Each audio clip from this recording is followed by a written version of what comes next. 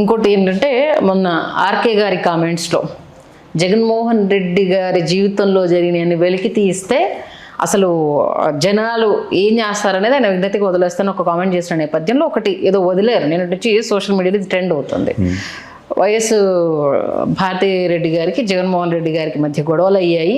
ఈవిడ వెళ్ళి పంజాగుట్ట పోలీసులో జగన్మోహన్ రెడ్డి గారి మీద గృహహింస కేసు పెడితే చంద్రబాబు నాయుడు విజ్ఞతతో ఆ విషయాన్ని వైఎస్ రాజశేఖర రెడ్డి గారికి చెప్తే కూర్చోబెట్టి ఆ విషయాన్ని బయటికి రాకుండా ఏంటిది మ్యానిపులేట్ చేశారు. అలా ఆయన విజ్ఞతను ఉపయోగించి ఫ్యామిలీ గొడవ ఇది బయటికి రావద్దని ఇంటెలిజెన్స్ వాళ్ళకి చెప్పారు అంటే ఒక న్యూస్ సర్క్యులేట్ అవుతుంది. మీ దాకా వచ్చింది. దగ్గర ఉన్న కథని హరికథ రూపంలో చెప్పడంలో నీ అంత పనికిమాలేదో ఇంకోటి ఉండరు. అరే ఇదే బాలకృష్ణ గారి కథరా అది. బాలకృష్ణ గారి ఇంట్లో జరిగిన కాల్పులకి లక్ష్మీపార్వతమ్మ వెళ్ళి రాయబారం చేస్తే అప్పుడు కావాల్సి వచ్చింది నిజంగా లక్ష్మీపార్వతమ్మ ఎంటైర్ నందమూరి కుటుంబానికి, ఇంక్లూడింగ్ నారావాళ్ళ కుటుంబానికి కూడా. ఇదే రాజశేఖర రెడ్డి గారు ఇచ్చిన మెర్సీ పిచ్చోడి సర్టిఫికేట్ చేతులు ఎట్టి అలా సుబ్బారావు గారి ధర్మం అని కోర్టు త్రూగా బయటపడ్డారు. దీన్ని మట్టుగా మలిచి గృహహింస అంటే ఫస్ట్ థింగ్ జగన్మోహన్ రెడ్డిది భారతమ్మది లవ్ మ్యారేజ్. రెండోది రెండు ఫ్యామిలీల సమ్మతంతో రాజశేఖర రెడ్డి గారు అండ్ భారతమ్మ గారు వాళ్ళ అమ్మగారు ఇద్దరు నాన్నగారు మొత్తం నాకైతే చిన్న కన్ఫ్యూజన్ ఉంది. కానీ ఆ కుటుంబ పరంగా ఒక ఒప్పందం ఉంది. నాకు కొడుకు పుడితే నీ కూతురుని నేను పెళ్లి చేసుకుంటాను, నీ కూతురు పుడితే నీ కొడుకుని నేను పెళ్లి చేసుకుంటాను. ప్రాథమిక ఒప్పందాలు చదువుకున్న కాడి నుంచి ఉన్న దగ్గర నుంచి ఎస్టాబ్లిష్ అయిన ఒక బ్యూటిఫుల్ జర్నీ. ఆ బ్యూటిఫుల్ జర్నీ నెరేషనే వాళ్ళ మ్యారేజ్. నీకు ఎవరికి తెలుసో తెలీదో నాకు తెలియదు కానీ భారతమ్మ రాజశేఖర రెడ్డి గారికి నెత్తి మీద దేవత. ఓకే, చాలామందికి తెలియదు ఆ విషయం. ఊరికే ఓవరాక్షన్ చేసుకొని తిరుగుతూ ఉంటారు. ఈవిడ అనవసరంగా గాబరా పడిపోయి ఏదేదో ఊహించుకుని హరికథ కాలక్షేపం. అలా మా విజయనగరంలో ముద్దుబిడ్డ ఉన్నాడు అజ్జాడు ఆదిభట్ల నారాయణ దాస్ గారిలో నువ్వు హరికథలు చెప్దామంటే ఆ మానవుడికే చెల్లింది అది. నీ బతుక్కి కిరసనాలు దొంగతనంగా అమ్ముకోవడం, దొంగతనంగా పేపర్లు లాక్కోవడం, అడ్డమైన దిక్కుమాల దందాలు చేసుకోవడం తప్ప నీకు ఒరిజినల్ ఎబిలిటీ లేదురా సమస్య. అంటే దిక్కుమాల హరికథలు రాయిబాక్కు. మళ్ళీ ఎవరినో ఆడపిల్లని బలి చేసి ఆ గొంతుకోటి ఒక దరిద్రానికి తోడు పాప ఆడపిల్లని కూడా అనవసరంగా అబస్పాలు అవుతుంది. రెండు విషయాలు చెప్తా. భారతమ్మ గారి విషయం, జగన్మోహన్ రెడ్డి గారి విషయంలో అనవసరంగా అవినాష్ రెడ్డి గారిని తీసుకొచ్చే సగం చెత్త చేసిన చెత్త పనికిమాలినదవ్వ. నువ్వు ఒక చిన్న పిల్లాడిని ఎల్లారు ముద్దుగా చూడు, మనం పక్కింట్లో పిల్లల్ని మనం చూడు చిన్నప్పటి నుంచి చేతుల మీద అక్క అక్క అని వాడు పెంచుకున్నారు. రైతులో అవినాష్ రెడ్డిని పెంచుకున్నారు. అసలు దౌర్భాగ్యం తెలుసా, సునీతమ్మకి భారతమ్మకి పంచప్రాణాలు ఎవరంటే అవినాష్ రెడ్డి. అవునండి, సునీతమ్మకు కూడా వాళ్ళు ఇరుమాలోకల్లో ఇవాళ షర్మిలను వీళ్ళు ప్రవర్తిస్తున్నారు కానీ సునీతమ్మకి చాలా ఇష్టం మన అవినాష్ రెడ్డి. ఇది వింత పోకడ ఎవరి ట్రాప్లో పడ్డారో ఈ పాట ఆ పాటి రాజశేఖర రెడ్డి గారి కుటుంబం గురించి తెలిసిన నాలాంటి బుడంకాయ గడికి అన్ని విషయాలు తెలిస్తే అక్కడ రాయలసీమలో చెచ్చు అనుకుంటున్న వాళ్ళు ఎంతమంది ఉన్నారు ఆలోచించుకోరు కృష్ణాలు. ఎంత దారుణంగా అంటే అసలు ఆయనను భరించలేక అసలు ఆమె పడ్డ అగచాట్లు అన్నీ ఇన్ని కావు.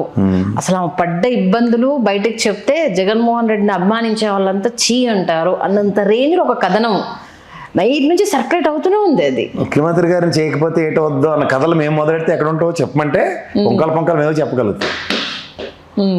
నీకు అలవాటు రే ఎప్పటి నుంచి అంటే ఒక పెద్ద మనిషి, ఒక జైగెంట్ పర్సనాలిటీ.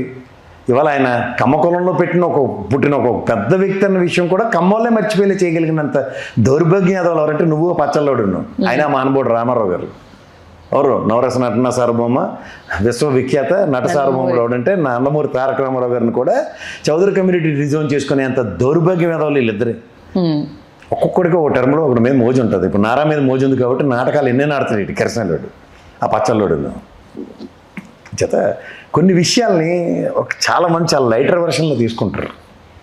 అందులో నేను ఒక్కడిని అందులో ఇన్ని ఓవర్ యాక్షన్ చేయొద్దని చెప్పి చేయగలవు నువ్వు, నీ దగ్గర సామర్థ్యం ఉంది. అంటే ఏంటంటే దిగజారిపోవడంలో నువ్వు శనివారం దిగజారిపోతావు అంటే నిన్న కూడా దిగజారిపోయావు అర్థం. అదే కదా, అంటే ఒక ఆడపిల్లను రోడ్డు మీదకి తీసుకొచ్చేసి గౌరవంగా ఇప్పటి వరకు ఎక్కడా ఎలాంటి ఇష్యూలో భర్త కోసము దీనంగా రోడ్డు మీద అత్త కోడలు కావచ్చు చెల్లెలు కావచ్చు దీనంగా రోడ్డు మీద కూర్చొని ఉన్నారు తప్పితే ఏనాడు ఆక్రోషంలో కావచ్చు ఆవేశంలో కావచ్చు బాధలో కావచ్చు నోరు జారకుండా తమ నిరసన తెలియజేశారు తప్పితే.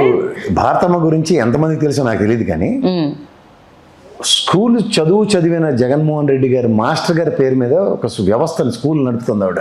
అవును, 1000 మంది పిల్లలమ్మా, మానసిక వికలాంగులైన పిల్లలకి కానీ వాళ్ళ పౌష్టికాహారం అందించడంలో కానీ అండ్ వాళ్ళకి పుస్తకాలు అందించడంలో కానీ బట్టలు ఇవ్వడంలో కానీ షూలు ఇవ్వడంలో కానీ సొంత పిల్లలకు కూడా మనం చేయని దానికి 10 రెట్లు చేస్తుంది ఆ బంగారు తల్లి. అసలు వీడికి నోరు ఎలా వస్తుందో, వీడికి మనసు ఎలాగ వస్తుందో అర్థమైన చేత ఏ రోజైనా రాజకీయం ఆడిందమ్మా ఆవిడ? ఎక్కడా లేదు ఇప్పటివరకు, ఎక్కడ.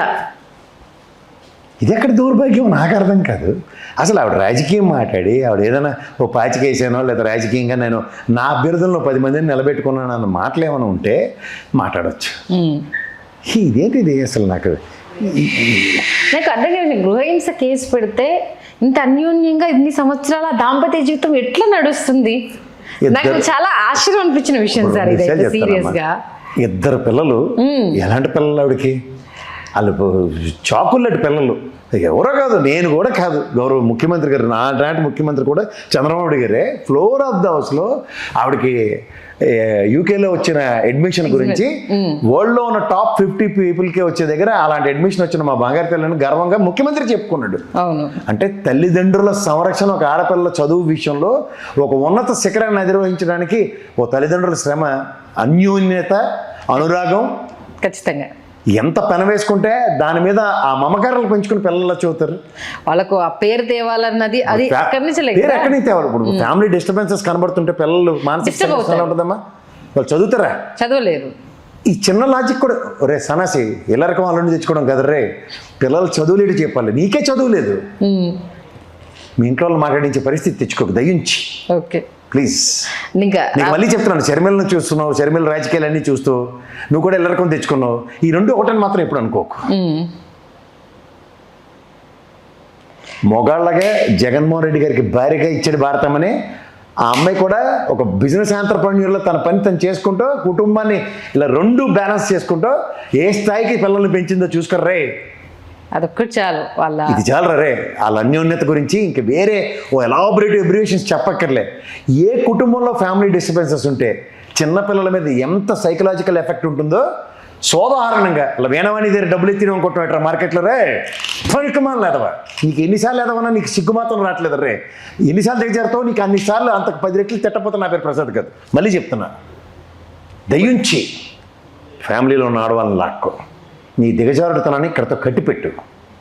నీ బతుకు అతి దగ్గరలో బస్ స్టాండ్ అవుతుంది, నిన్నెవడు కాపాడలేడు కూడా. 3 ఏళ్ళు మిటమెట్లాడు, 3 ఏళ్ళు మిటమెట్లాడగలవు, తర్వాత నిన్నెవడు కాపాడుతారో నేను చూస్తా. నీకు 3 ఏళ్ళు కూడా ఇంకా దేవుడు ఫస్ట్ అలర్ట్ ఎలా ఇస్తాడంటే 2 ఏళ్ళ ముందు ఇక్కడ తెలంగాణలో ఎలక్షన్ ఉంది. ఈ 2 కనుక అద్భుతాలు జరిగితారే మహాద్భుతం. నువ్వు జమిలీ వస్తే చుక్కలే అన్నట్టు అంతేనా?